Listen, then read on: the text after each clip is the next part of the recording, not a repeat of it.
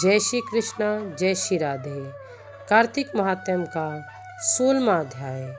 नारद जी कहते हैं कि अब मैं दीपदान तथा भगवान के मंदिर में मार्जन अर्थात झाड़ू का वही महत्व कहता हूँ जो ब्रह्मा जी ने मुझे बताया था। पहले चंदर में जयध्वज नाम का एक प्रभु भक्त राजा था। राजा स्वयं मंदिर में जाकर मार्जन करता और दीप जलाता था।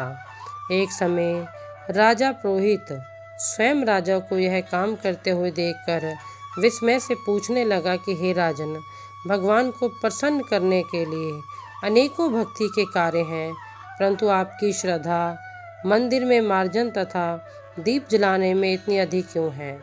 आप मुझे बताएं। तब राजा हाथ जोड़कर बड़े नरम भाव से कहने लगा कि महाराज, इस संबंध में मेरे पूर्व जन्म का एक इतिहास है जो भगवत कृपा से मुझे इस जन्म में भी याद है। सतयुग में मनु के अंतर में वेद तथा वेदांगों का जानने वाला एक ब्राह्मण था जो महान विद्वान होते हुए भी खोटे कर्म करता था। इन खोटे कर्मों के कारण उसके सभी बंधु बांधव ने उसका त्याग कर दिया। एक दिन वह भूखा प्यासा और अति दुखित हो घूमता फिरता नर्मदा नदी के तट पर जा पहुंचा। वहीं पर उसने अपने प्राण त्याग दिए। उसकी स्त्री भी व्यभिचारिणी थी। उसके बंधुओं ने उसे भी घर से निकाल दिया। उसके गर्भ से दंडकेंदु नाम वाला महापापी मैं उत्पन्न हुआ, परंतु स्त्री तथा पैसे के अभाव में मैंने गऊ, पशु तथा अनेकों मनुष्यों की हत्या कर दी। एक रात्रि को किसी दूसरे की स्त्री से भोग करने की इच्छा से एक सूने मंदिर में गया।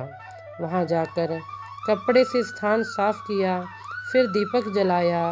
इतने में उस सूने मंदिर में दीपक जलता हुआ देखकर गांव के रक्षक वहां पर आ गए और मुझे चोर अथवा डाकू समझकर लाठियों से मारने लगे। इससे मेरे प्राण निकल गए। देह से प्राण निकलते ही भगवान के दूत वहां पर आ गए और मुझको सुंदर विमान पर बिठाकर ले गए।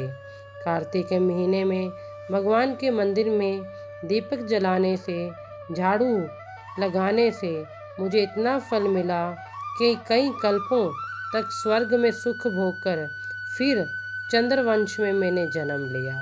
इसलिए कार्तिक मास में दीपदान करना, मंदिर में झाड़ू लगाना ये बहुत ही महत्वपूर्ण माना जाता है। जय श्री कृष्णा, जय श्री राधे।